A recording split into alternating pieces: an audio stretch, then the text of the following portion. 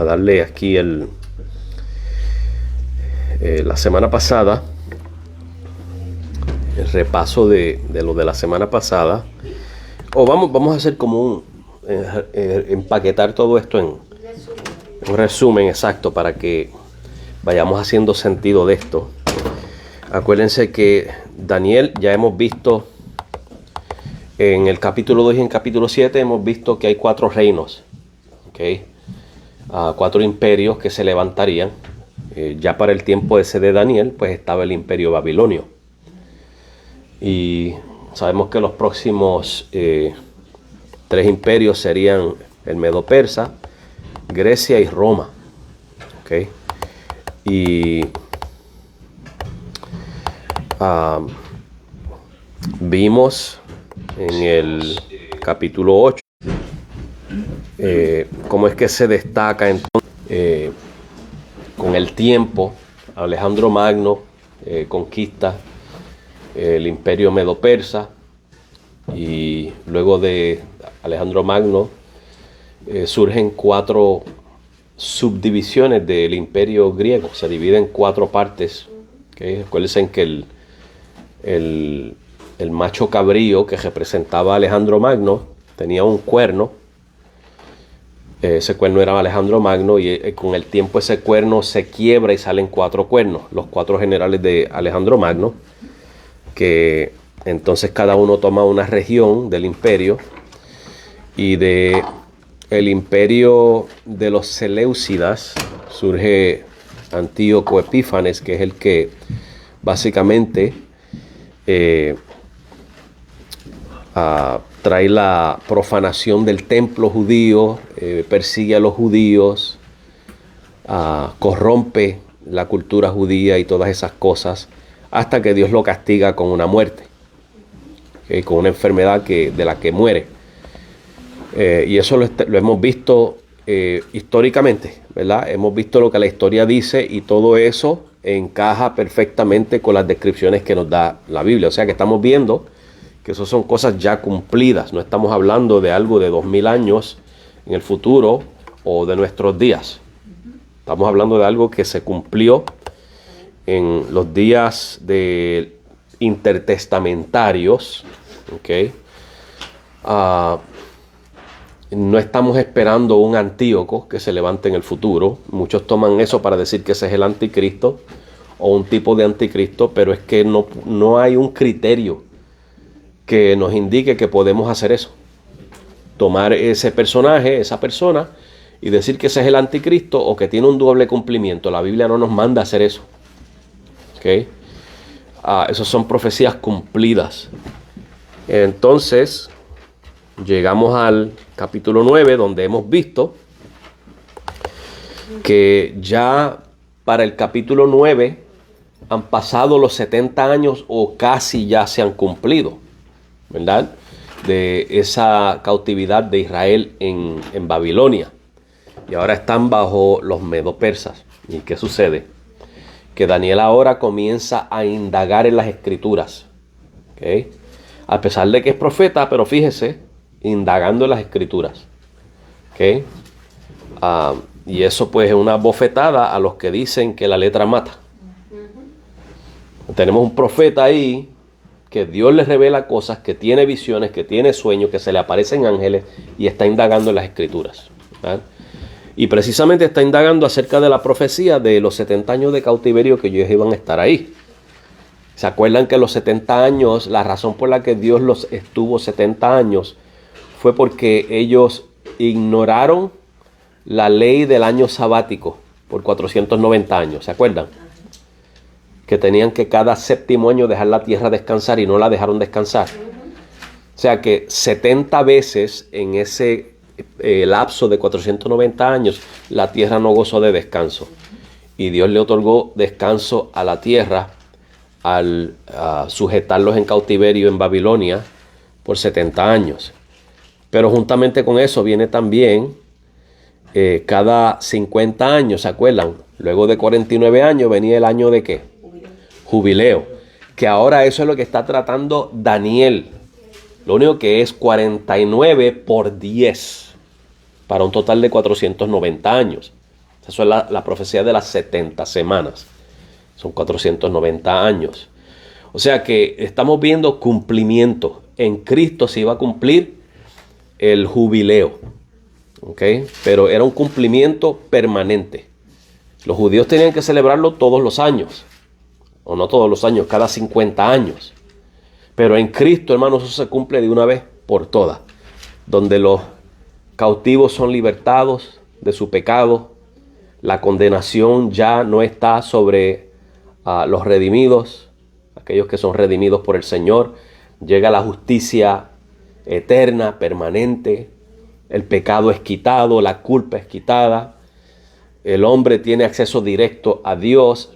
Ha sido libertado de la condenación, del pecado, todas esas cosas. Hermanos, usted y yo estamos en el jubileo. Estamos en el jubileo. Eso es lo que hemos visto hasta ahora. Y estuvimos discutiendo la última vez. Vimos ya el capítulo 9, versículos 24 al 27. Y hemos visto, hermanos, que Cristo ha cumplido todos y cada uno de estos detalles que nos da Daniel. Por ejemplo, en el versículo 24, las 70 semanas sobre tu pueblo y sobre tu santa ciudad, para terminar la prevaricación, poner fin al pecado y expiar la iniquidad. O sea, el Señor Jesús es el Cordero de Dios que quita el pecado del mundo, que vino para expiar nuestras maldades. Él cumple eso, hermanos. ¿Okay? Y dice, y traer la justicia perdurable.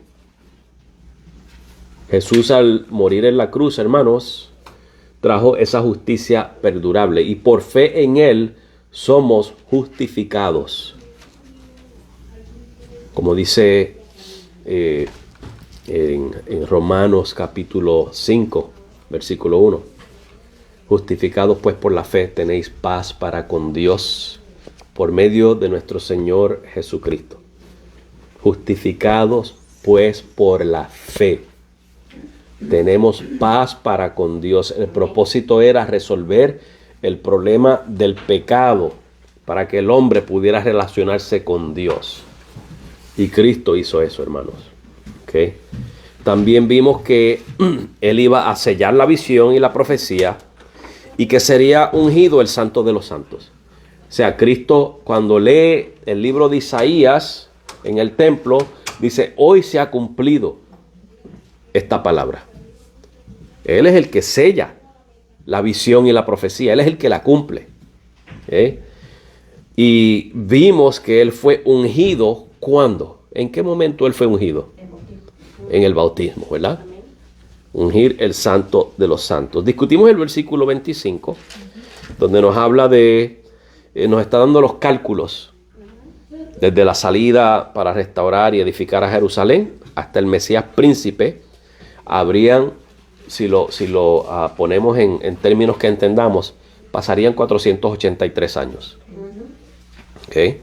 Y dijimos que si contamos desde el 458 antes de Cristo, o 457 más o menos, que fue cuando Artajerjes dio el decreto para que ellos continuaran la obra. Desde ahí, si usted cuenta 483 años, vamos a caer en el año 27 después de Cristo. El año en el que Cristo se bautizó. ¿Y qué decía la profecía? Que hasta el Mesías príncipe, desde el decreto para restaurar y edificar hasta el Mesías príncipe, o sea, hasta que el Mesías príncipe se hiciera manifiesto. Ahí es cuando Jesús comienza su ministerio, luego de su bautismo. ¿Okay? Vimos eso. Y vimos, hermanos, que se construiría el muro en tiempos peligrosos, la ciudad y el muro, o la plaza y el muro. Versículo 26, vimos que después de todo esto se le quitaría la vida al Mesías, ¿no? Que estamos hablando ya ahí de la cruz. ¿Y eso ocurre en qué semana? Después de las 62 semanas. Después de las 69. 69, sí, porque estamos 7. ¿Y cuál viene después de las 69? La 70. Las 70. Pero hay quienes dicen que las 70 no se ha cumplido. Que esto que pasó aquí con Jesús pasó, pero la semana 70 se quedó en el limbo. Está esperando un futuro porque Israel rechazó al Mesías. Eso no es lo que dice Daniel. No hay ningún criterio para separar la semana 70. Ya eso lo hemos hablado. Que no hay ningún criterio. El único criterio por el cual la gente separa la semana 70 del resto de las semanas es porque quieren forzar la Biblia a decir que Israel es el pueblo de Dios y que Dios todavía le debe promesas a Israel y que Dios todavía tiene que tratar con Israel y que se va a tomar 7 años más, que es la semana 70. Y ahí es donde ellos meten un anticristo que, como vimos la semana pasada, el pasaje no habla de ningún anticristo. ¿Okay? Que ahí es donde caemos en el versículo 27, donde dice: y por otra semana confirmará el pacto con muchos, y a la mitad de la semana hará cesar el sacrificio. ¿Okay? Dicen, ve, ese es el anticristo que va a hacer un pacto con Israel, pero a los 3 años y medio va a cancelar ese pacto. Ahí no dice nada de eso, hermanos. Vimos en el versículo 25 y 26, si lo dividimos en paralelo, ¿se acuerdan? Sí. A y B, y el 27, A y B. La primera parte del versículo 25 habla del Mesías y la segunda del ejército desolador, Roma, que desolaría el templo. 26, lo mismo. La primera parte habla del Mesías, la segunda habla del desolamiento. ¿Y qué esperamos en el 27? Lo mismo, ¿no? Que la primera parte habla del Mesías y la segunda de la desolación. Y precisamente que vemos el versículo 27, y por otra semana, en la semana 70, confirmará el pacto. ¿De qué pacto está hablando? ¿Qué estaba leyendo Daniel en los primeros versículos aquí en Daniel 9? Versículos 1 al 3 más o menos. ¿El libro de quién? El otro. De Jeremías. ¿Y de qué habla Jeremías, además de los 70 años? ¿No habla de un pacto Jeremías? Sí, del de gracia. De un nuevo pacto, el pacto de gracia. Pues ¿de qué pacto está hablando Daniel 9:27? Del pacto de gracia. Es el único pacto que está en la mente de Daniel. Entonces cuando dice confirmará el pacto, o sea, ya se sabe que está hablando del pacto prometido. Confirmará el pacto con muchos, no con todos, con muchos. Con muchos. Y a la mitad de la semana, o sea, si las semanas son 7 años, Cristo hace un pacto con el pueblo, y a la mitad de esos 7 años, dice ahí, hará cesar el sacrificio y la ofrenda. ¿Okay? Y eso es lo que vamos a ir tocando en este día de hoy. Suena a que el antiguo pacto culmina. Exacto. El pacto de las ofrendas y de los sacrificios. Es correcto. Porque lo que está sucediendo, hermano, acuérdese, yo estoy tratando de sacarlos de ese empeño de que esto es un anticristo, que va a hacer un pacto con Israel y a los 3 años y medio lo va a romper. Y entonces va a comenzar a atacar a Israel. Ok, eso es lo que yo quiero aclararle a ustedes, que eso no es lo que habla el pasaje. Que tengamos eso claro, hermanos. Dios le bendiga a hermana Alicia, que está por ahí. Marilyn, Dios te bendiga también, que está por ahí. Hermano José Galíndez en Texas, Dios te bendiga. A ti también, José. Hermana Ibeliz Lescano, Dios te bendiga. Ibeliz, qué bueno que estás por ahí. Y la hermana Ana Jiménez, qué bonito que está por ahí Ana Jiménez, pero no sé si ella está todavía en la República. Sí. Pues mira, ok, desde la República la República Dominicana nos está viendo la hermana Ana. Dios le bendiga, hermana Ana, nos hace falta que avance a venir, que se traiga un poquito del calor de allá de Santo Domingo, de la República Dominicana.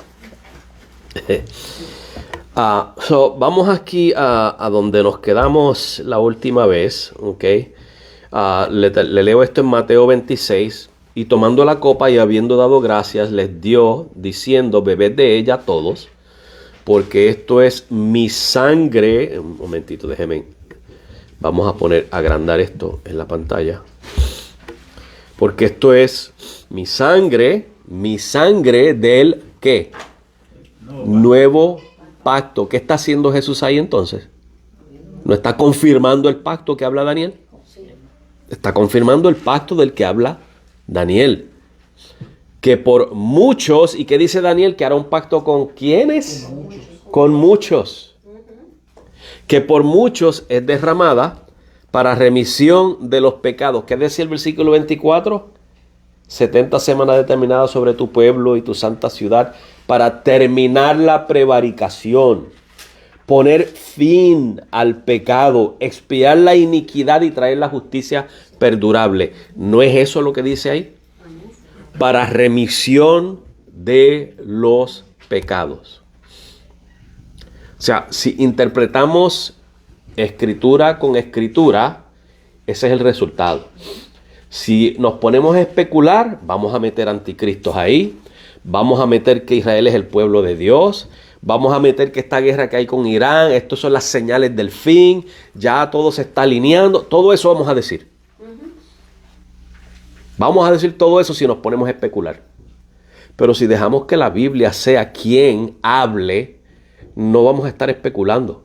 Vamos a ver con claridad lo que nos está diciendo el pasaje, ¿no? Bien. Yo quiero que analicemos aquí, estamos en el versículo 27, en Daniel 9, 27. Ok, lo leemos una vez más. Y se me olvidó mencionar, ¿se acuerdan que hay una estructura quiásmica?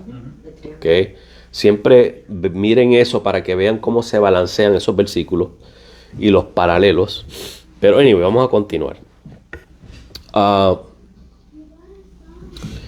Dice, por otra semana, en otras palabras, en el año 70, en la semana 70, que serían los últimos 7 años de las 70 semanas, confirmará el pacto con muchos, que ya lo vimos, y a la mitad de la semana hará cesar el sacrificio y la ofrenda. Bien, hermanos, esa frase ahí cuando dice por otra semana, miren, en el hebreo, ok, en el español dice por otra semana, en el hebreo no dice por otra semana.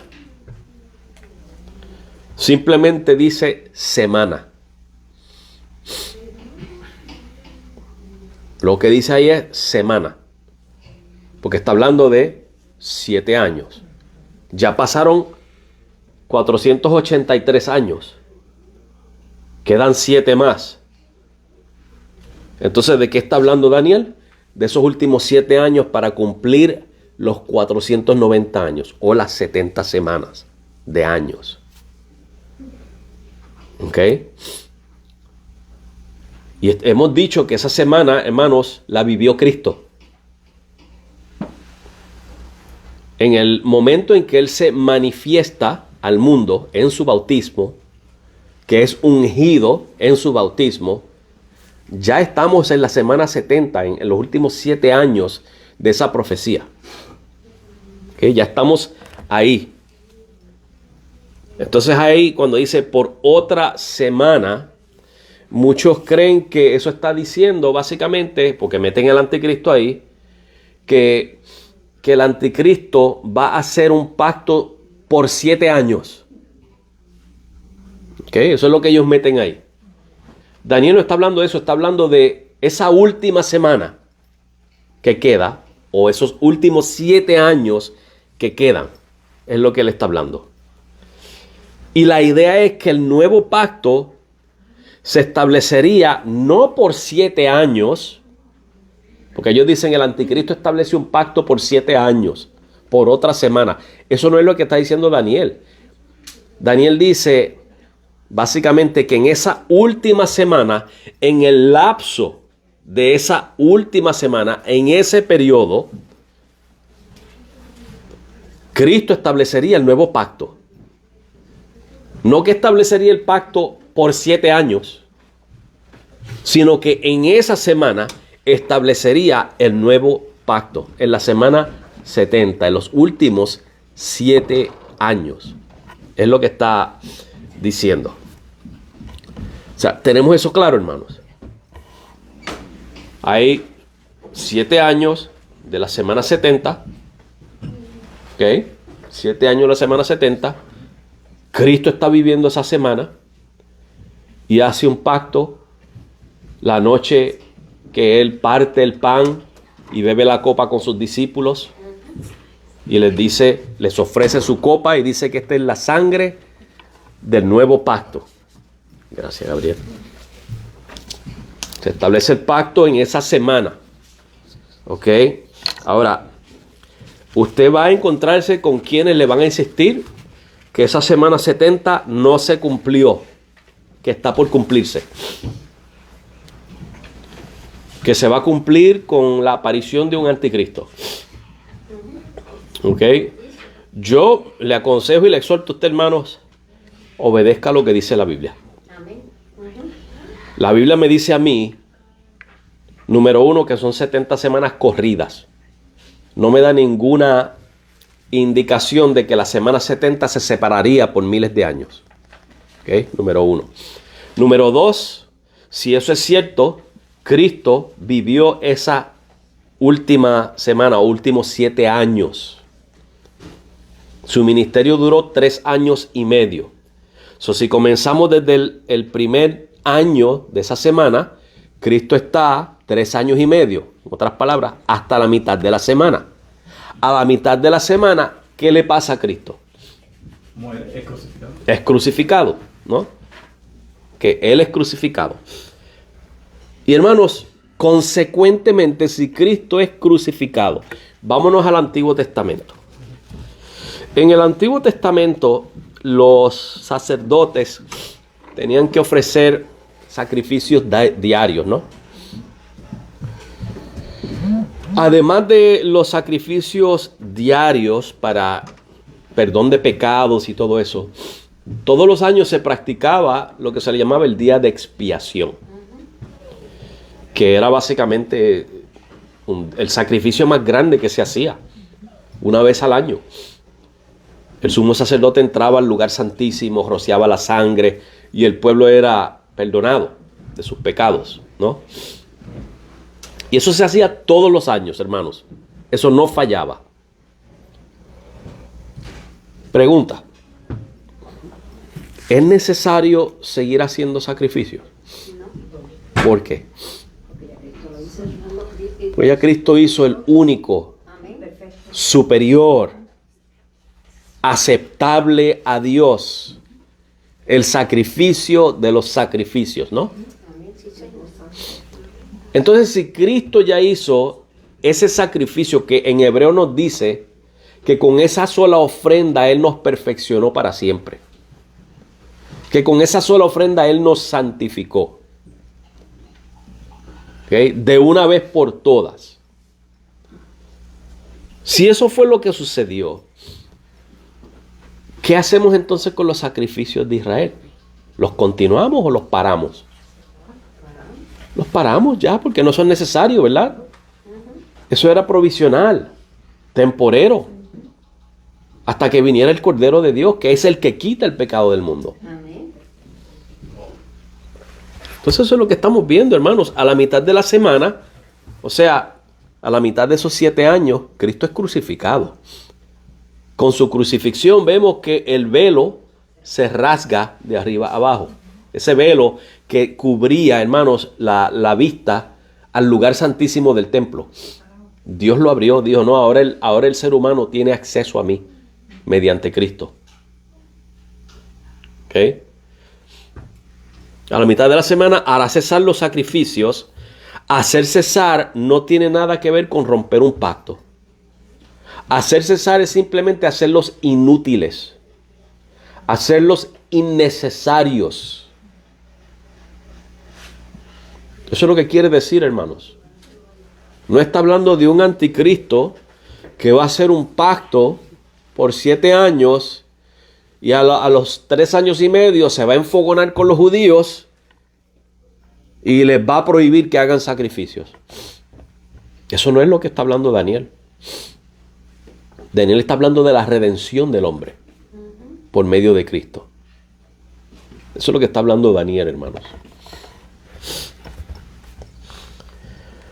Entonces la pregunta que tenemos que hacer, que ya la hemos contestado, pero vamos a hacerla: ¿quién y cómo hace cesar los sacrificios? Vámonos a la Biblia, porque la Biblia, cuando usamos la Biblia, no entramos en especulaciones dudosas. ¿Okay? Cuando entramos en especulaciones, yo creo que puede ser esto, es posible que sea esto, tiene que ser que va a venir un hombre al cual se identifica con un anticristo. Esas son especulaciones. Mire lo que dice, hermanos, en Hebreos 10, del 11 al 12. Y acuérdese que Hebreos está hablando que los judíos tenían su sistema de sacrificio. El sumo sacerdote tenía que entrar todos los años. Bendiga a Rosalba Ferreiras. Rosalba, Dios te bendiga. Y a mi prima Lisa Aponte, Dios te bendiga, Lisa. Espero que se encuentren todos bien. Saludos a tío Che por allá y a las primas.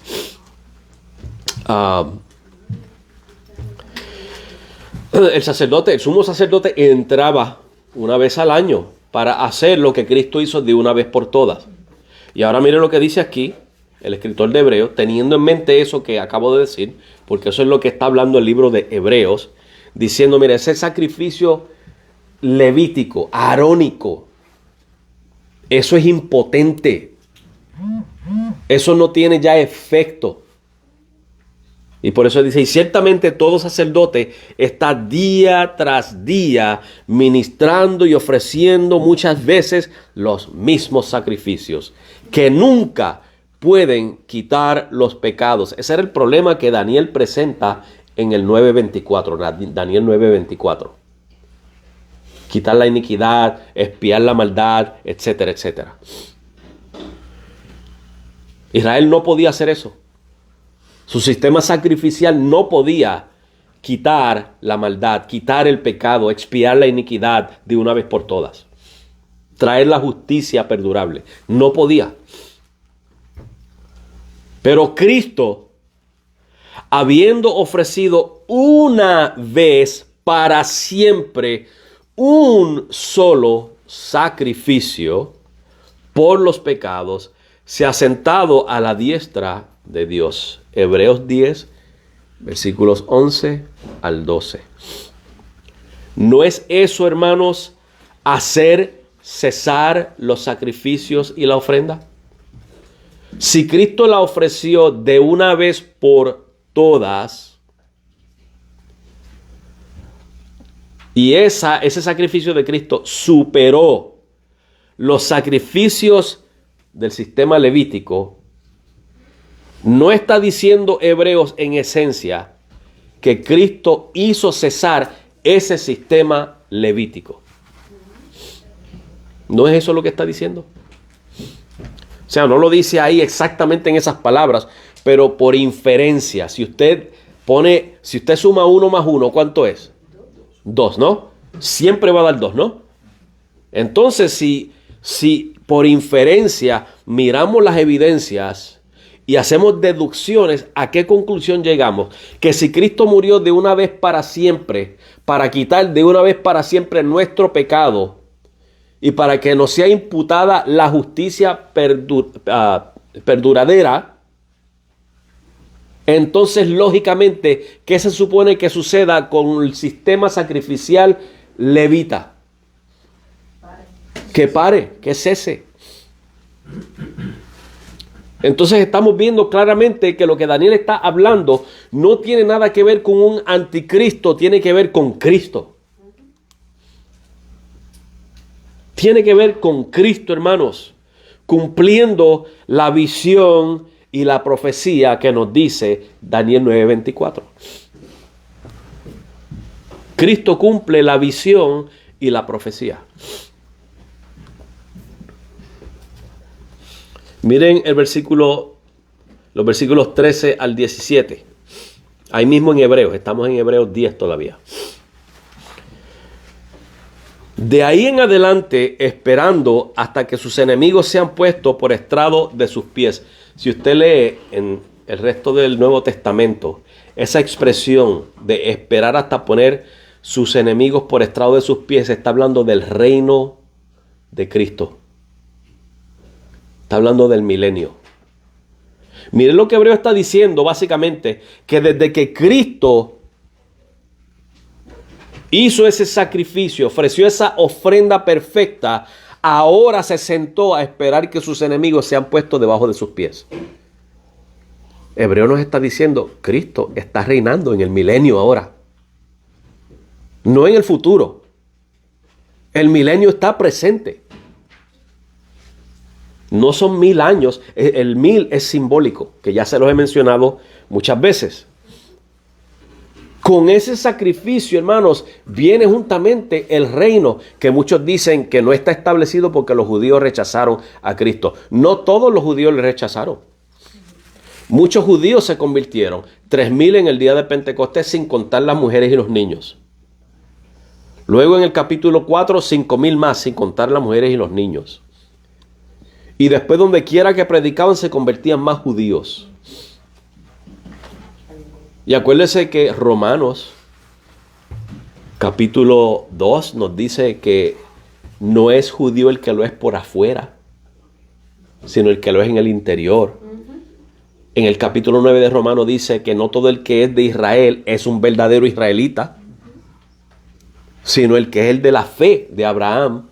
De hecho, en Gálatas nos dice que si nosotros somos de la fe de Abraham, entonces simiente de Abraham somos. Eso nos incluye a nosotros ahora como pueblo de Dios. Estamos injertados en el Israel de Dios, no un Israel político, geográfico, nacional, religioso. Es un Israel espiritual. La intención de Dios era crear ese pueblo y reinar sobre ese pueblo en un milenio aquí en la tierra. Y luego repite, versículo 14, porque con una sola ofrenda hizo perfectos para siempre a los santificados. Nuevamente confirmando que si ya los hizo perfectos para siempre, ya no es necesario ofrecer aquellos sacrificios y ofrendas.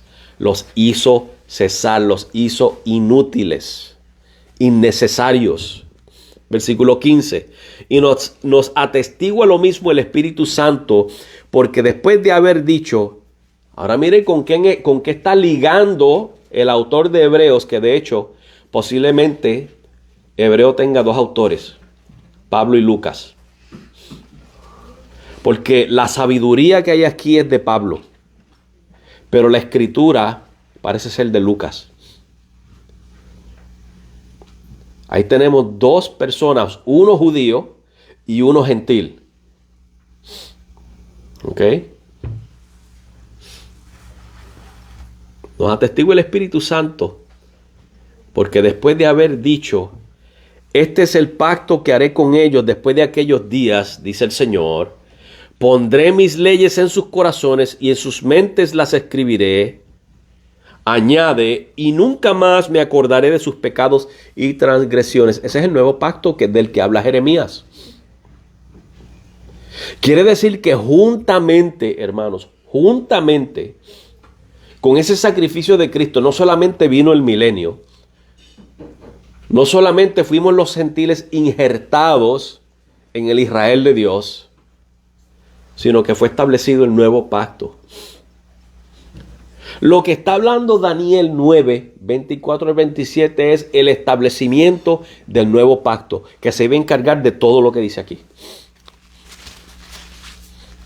Ahora, si las personas quieren echar el año, la semana 70 hacia el futuro, entonces, hermano, vamos a tener problemas porque posiblemente estén desligando el nuevo pacto del sacrificio de Cristo, que el nuevo pacto tiene que ver con todo lo que habla Daniel. Confirmará el pacto. Si el pacto sería confirmado en la semana 70, de acuerdo al versículo 27 ahí de Daniel 9, pero la semana 70 no se ha cumplido, entonces no ha entrado el nuevo pacto, de acuerdo a esa teoría. Hay un problema porque Jesús supuestamente hizo un pacto con los discípulos esa noche. De acuerdo a Hebreos, el nuevo pacto está establecido con la muerte de Cristo. Pero los que quieren poner la semana 70 en el futuro, esos últimos 7 años, están básicamente diciendo aquí que ese pacto no fue hecho. Y ellos lo pueden decir así de fresquecito. ¿Sabe por qué? Porque para ellos esto es un anticristo que está ahí en el versículo 27. Que en ninguna parte de la Biblia usted va a encontrar un anticristo haciendo pacto. Búsquelo a ver y me dice dónde lo encuentra. Si lo encuentra. ¿Dónde hay un anticristo haciendo pacto con Israel? O sea que en esencia, sin darse cuenta, están negando que Cristo estableció el nuevo pacto. Y por eso yo entiendo que esto pudiera ser hasta peligroso. Porque están negando, hermano, que Cristo efectuó con su obra redentora en la cruz lo que se supone que le efectuara. Es peligroso, hermanos. Especular es peligroso. Tuerce las escrituras. Pero si dejamos que la escritura interprete la escritura, hermanos, no caemos en ese error. No caemos en error. Miren el versículo 18. Vemos que Cristo ofrece un mejor sacrificio que reemplaza los sacrificios del viejo pacto. Los hace cesar. Pues donde hay, aquí este es la puñalada. El versículo 18, es la puñalada ahí. Este es el versículo que dice que Cristo hizo cesar los sacrificios y la ofrenda.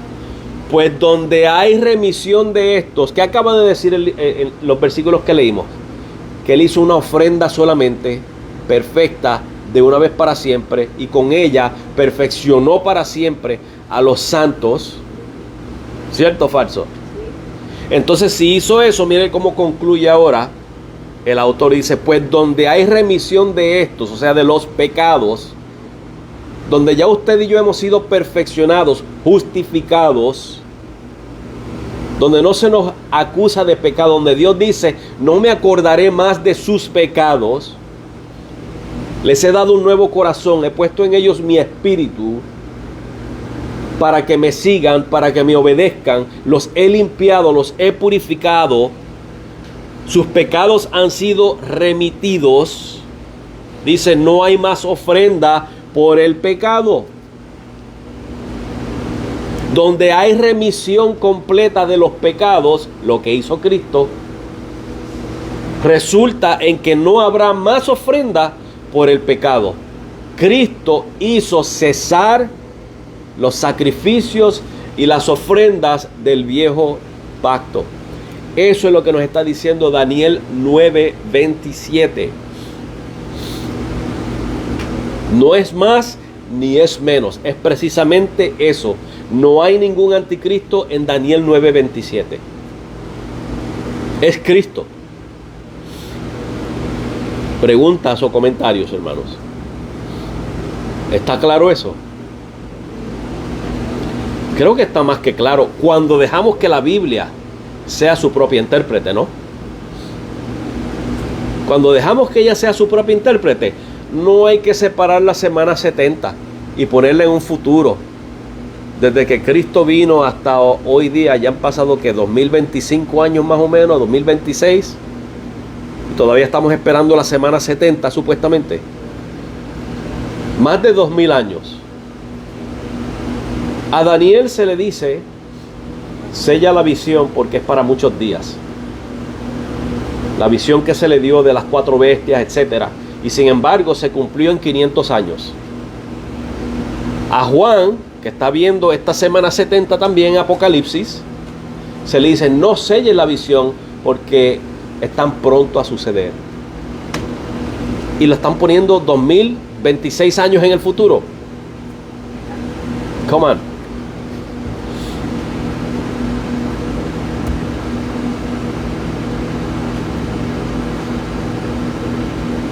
Este también es una puñaleada, hermanos, y confirma a Daniel 9:27, es Hebreos 8:13.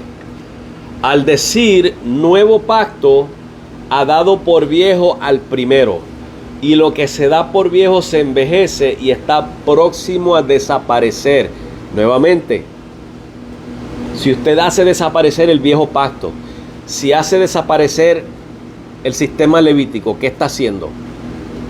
Haciendo cesar los sacrificios y las ofrendas. Y la gente dirá, no, pero eso continuó. Los judíos continuaron haciendo sacrificios. Ese no es el punto. El punto no es si continuaron o no. El punto es si Cristo los invalidó o no. Ese es el punto. Si con su muerte Cristo ya hace cesar la necesidad de sacrificios y ofrendas. Ese es el punto que nos está presentando Daniel. Y precisamente y ciertamente Cristo hizo cesar los sacrificios y las ofrendas. Y aunque los judíos continuaron, pero el golpe final lo dio Dios, lo dio Cristo, cuando el ejército romano invadió a Jerusalén y destruyó el templo. Ahí cesó de una vez por todas en el sentido físico, en el sentido experimental, los sacrificios y las ofrendas, porque sin templo no se hacen sacrificios y ofrendas. Por eso es que yo, hermanos, para lo que quieren hacer allá Israel de construir un templo, yo en eso no me meto, porque eso es una abominación. Eso es querer volver a ese sistema que la Biblia, el libro de Hebreos, le llama una abominación. Le llama pisotear a Cristo. Le llama tener la sangre de Cristo por inmunda, porque quieren reemplazar la sangre que Cristo derramó con sangre de animales. Y le hacen afrenta al Espíritu de gracia. En otras palabras, blasfemia contra el Espíritu Santo.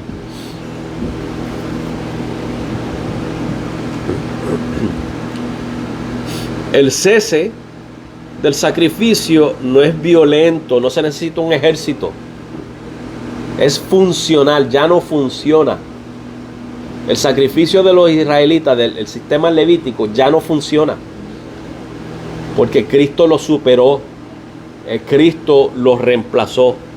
Ya son inútiles y quedan invalidados al ser reemplazados por el sacrificio perfecto de Cristo.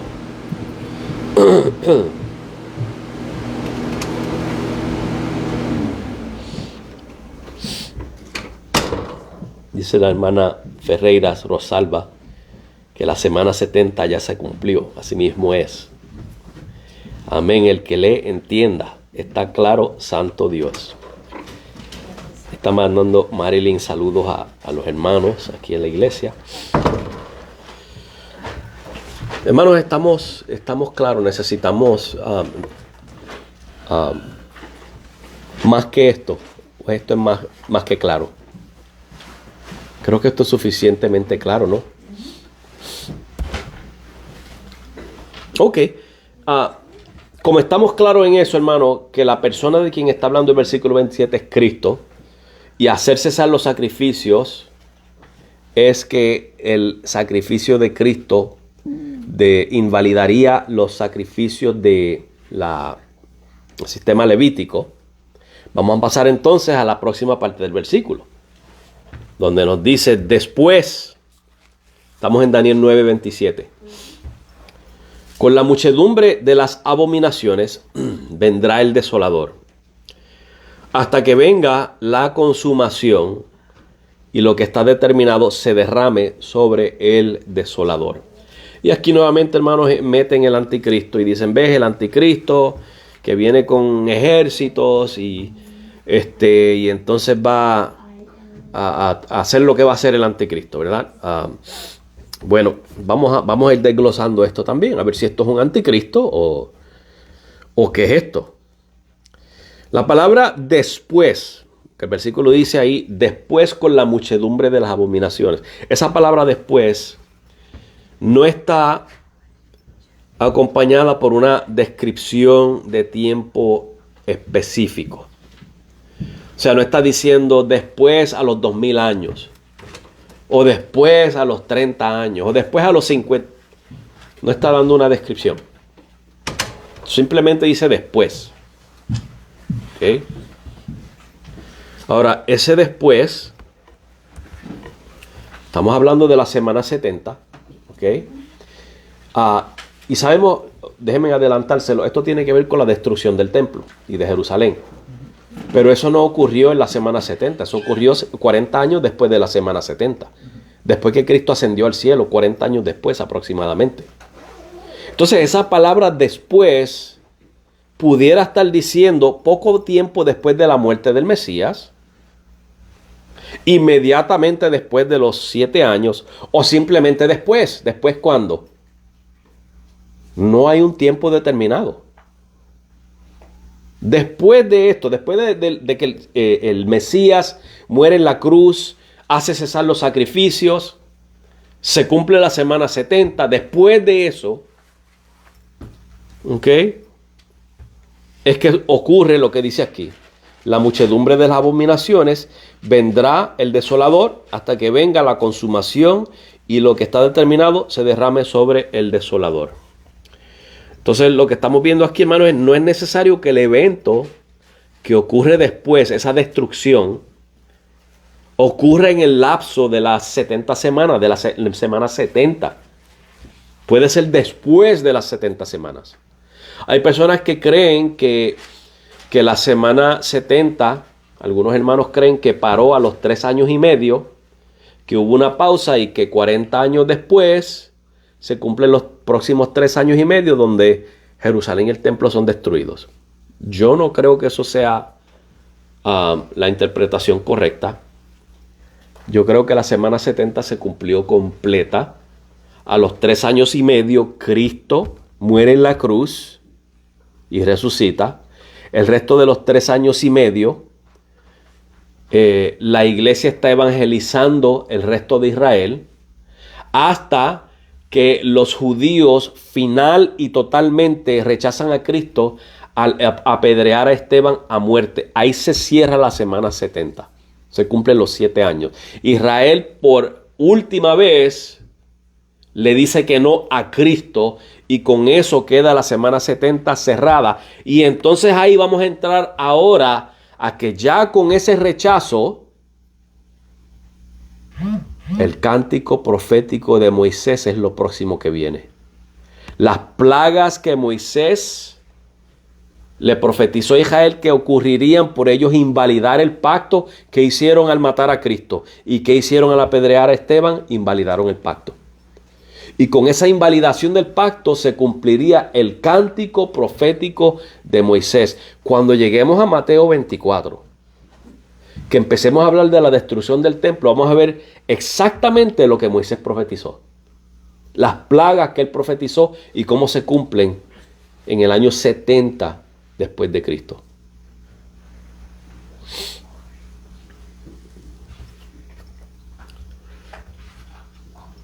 De hecho, hermanos, en Mateo 24:34, que ese es el discurso del Monte de los Olivos, donde Jesús habla de guerras, rumores de guerras, hambre, pestes, etcétera, y habla de que la abominación desoladora y el sol se oscurecerá y todas esas cosas. Luego de Jesús hablar de eso, del mal que vendría sobre Jerusalén, Jesús indica que de cierto os digo, hasta que todo, no pasará esta generación. Una generación era como 40 años. No pasará esta generación hasta que todo esto acontezca. En otras palabras, Jesús añade un lapso aproximadamente de 40 años. Después de la semana 70, cuando se cumple, Jesús le dice, miren, van a pasar 40 años más y les aseguro que esta generación no va a pasar sin ver eso. Esta generación va a ver eso. Va a ver la destrucción del templo, va a ver la destrucción de Jerusalén, se van a sufrir las plagas de las que yo he hablado. Ellos van a ver todo eso. En otras palabras, entonces, hermanos, cuando Daniel nos dice aquí que después con la muchedumbre de las abominaciones, es lo que Jesús dijo. Básicamente Jesús está diciendo, después, en 40 años, va a venir la abominación desoladora de la que habló Daniel. Que de hecho es lo que dice Jesús en Mateo 24. Cuando veáis la abominación desoladora de la que habló Daniel, huyan a los montes. No vuelvan a sus casas.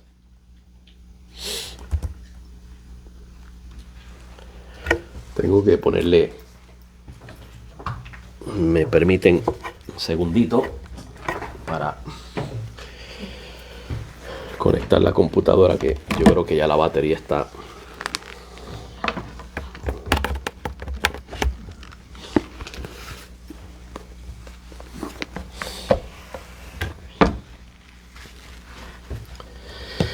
La muchedumbre de las abominaciones, hermanos, puede significar varias cosas. Pero con relación a la destrucción de la ciudad santa, porque de eso es que está hablando Daniel, puede significar, muchedumbre de abominaciones, esa expresión, puede significar una profanación extrema del lugar santo, una profanación del templo. La pregunta sería, ¿cómo fue el templo profanado?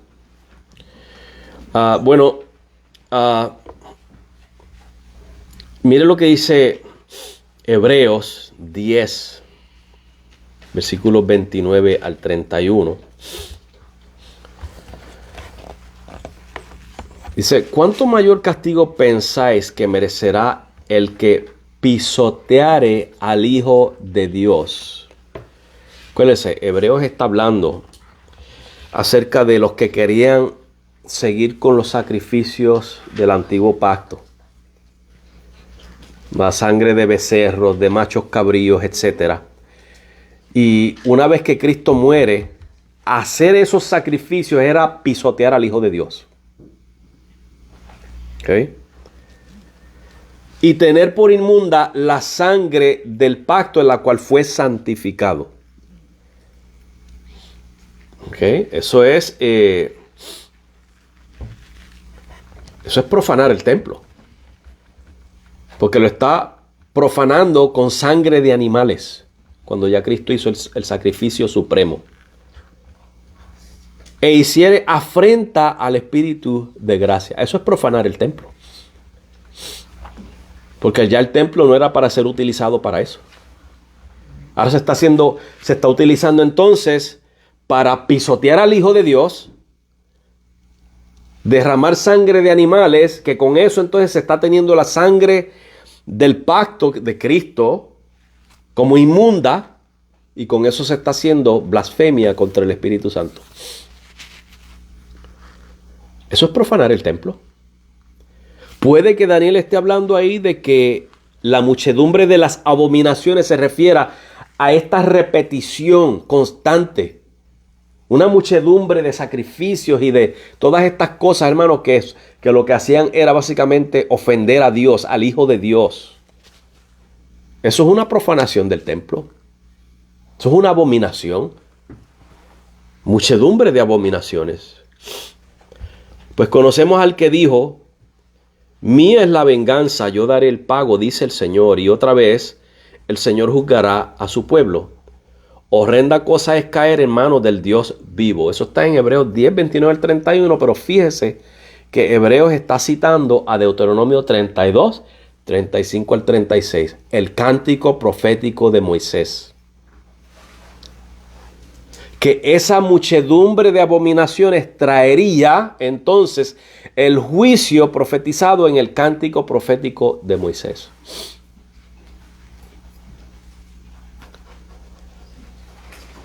Esa muchedumbre de abominaciones. Ahora, en el primer siglo, hermanos, hubo corrupción sacerdotal. Los sacerdotes, hermanos, hacían lo que les parecía. ¿Cuántas veces tuvo que limpiar Cristo el templo? En Juan entra al principio, en los otros evangelios entra al final. Y lo tiene que purificar porque lo habían convertido en casa de ladrones, ¿no? Estaba corrompido el sistema sacerdotal, hermanos. Eso puede ser la muchedumbre de abominaciones. Si lo hicieron cuando estaba Cristo, ¿usted no cree que lo estaban haciendo todavía cuando Él ascendió al cielo? Eso eran todas abominaciones. Muchedumbre de abominaciones. Cuenta la historia, el historiador Josefo cuenta sobre la violencia y la profanación interna del templo. ¿Qué sucede? Cuando lleguemos a Mateo 24 vamos a dar más detalles de eso. Pero básicamente dentro del templo hubieron matanzas. Cuando los judíos estaban en rebelión contra Roma, ya para ese tiempo que se estaba acercando la destrucción del templo y de Jerusalén, habían facciones de judíos. Estaban los judíos moderados, que eran los religiosos, y ellos querían alianza con Roma, porque todo les iba bien. Tenían su negocio en la iglesia, en el templo, perdón. Entonces estaban los celotes y estaban los sicarios. Esos eran los dos bandos terroristas y violentos. Ellos mataron sacerdotes y todo. Y aunque esos sacerdotes eran corruptos, se considera, hermano, que se le merece un respeto. El apóstol Pablo, cuando es arrestado y está siendo juzgado por los fariseos, él le dice al sumo sacerdote, pared blanqueada. Y entonces le dicen, ¿tú te atreves a insultar al sumo sacerdote? Y Pablo se disculpa. Porque aunque es un hombre corrupto, el que él insultó, Pablo dice, porque la Biblia manda a que no ofendamos a los príncipes. Y aquí tenemos a estos sicarios y a estos celotes matando sacerdotes. No solamente eso, se están matando ellos unos a otros en el mismo templo. Y luego estos sicarios o celotes toman el templo y lo convierten en una base militar. Eso es profanación del templo, hermanos. Esos son muchedumbres de abominaciones. Puede que sea eso, la muchedumbre de abominaciones. Que se está tomando aquel lugar que Dios había escogido como casa de oración y lo convirtieron en un lugar de sangre, de matanza, de violencia. Lo depravaron, hermanos, lo profanaron.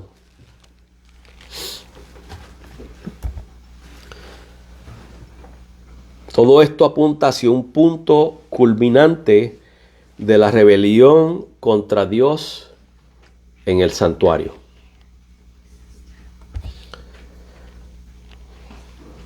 Entonces yo creo que vamos a parar aquí esta noche y continuamos la próxima semana. Entendemos eso, hermano, ¿verdad? Esa abominación, muchedumbre de abominaciones puede ser eso. Pudiera hacer esas cosas.